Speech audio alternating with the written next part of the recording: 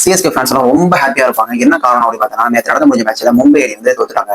அதாவது டெல்லி கிட்ட வந்து 162 ரன் அடிச்சாங்க. 164 ரன் அடிச்சு அவங்க 18 ஓவர்லயே வின் பண்ணிட்டாங்க.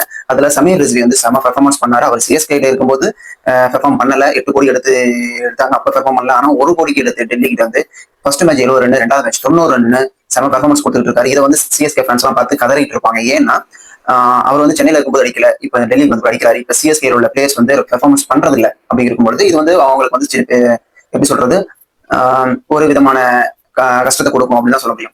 இப்போ வந்து மும்பை இந்தியன்ஸ் வந்து தோத்தது வந்து சிஎஸ்கேக்கு ஒரு ஆறுதலா இருக்குன்னு சொன்ன பாத்தீங்களா. என்ன காரணம் அப்படின்னு பார்த்தா, சிஎஸ்கேல இருக்கிற டீம் எல்லாமே மும்பை இந்தியன்ஸ்ல இருக்கிற பிளேயர்ஸ் எல்லாமே பயங்கரமான பிளேயர்ஸ். அதாவது அவங்க வந்து டீமை 100ஆவே ஜெயிச்சு கொடுப்பாங்க. அது மாதிரி பிளேயர்ஸ் வச்சுக்கிட்டே தோக்குறாங்கன்னா சிஎஸ்கேல அது மாதிரி பிளேயர்ஸே கிடையாது. இல்லை அப்படி இருக்கும்போது நம்ம கிட்ட ஒரு பிளேயர்ஸே கிடையாது. அப்படி நம்மளும் தோக்குறோம். ஆனா அவங்க பிளேயர்ஸ் இருந்தே தோக்குறாங்களே அப்படிங்கிற மாதிரி ஒரு மெயின் செட் தான் சிஎஸ்கே ஃபேன்ஸ் இருப்பாங்க.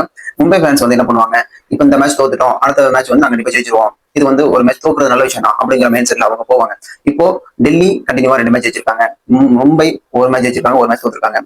இப்ப உங்களுக்கு திரும்பவும் சிஎஸ்கே அண்ட் ஆர்சிபி வந்து மேட்ச் நடக்க போகுது. அந்த மேட்ச்ல யார் வின் பண்றாங்கன்னு நம்ம பொறுத்து பார்க்கணும். ஏன்னா கண்டினியூவா 2 மேட்ச் தோத்துருக்காங்க. இப்ப சிஎஸ்கே வந்து இந்த மேட்சை வின் பண்ணிட்டாங்கன்னா அவங்களுக்கு ஒரு ஹோப் கிடைக்கும், கண்டிப்பா வர முடியும் அப்படிங்கிற பிளே ஆஃப் வர முடியும் அப்படிங்கிற நம்பிக்கை கிடைக்கும். சப்போஸ் இந்த மேட்ச் தோத்துட்டாங்கன்னா ரெண்டாவது அவங்களோட டீம் காம்பினேஷன் எப்படி செட் ஆகுதுன்னு பார்க்கணும். இப்போ இந்த மேட்ச்ல தோனி அண்ட் டெவல் பிரவேஷ் உள்ள வந்தாங்கன்னா சப்போஸ் அவங்க டீம் காம்பினேஷன் நல்லா செட் ஆகுமா, இல்ல பெர்ஃபெக்டா கொண்டு வருவாங்களா அப்படிங்கிற மாதிரியும் பார்க்கப்படுது. இன்னைக்கு நடக்கிற மேட்ச்ல ஆர்சிபியா சிஎஸ்கே வின் பண்றாங்களான்னு பொறுத்து பார்க்கலாம்.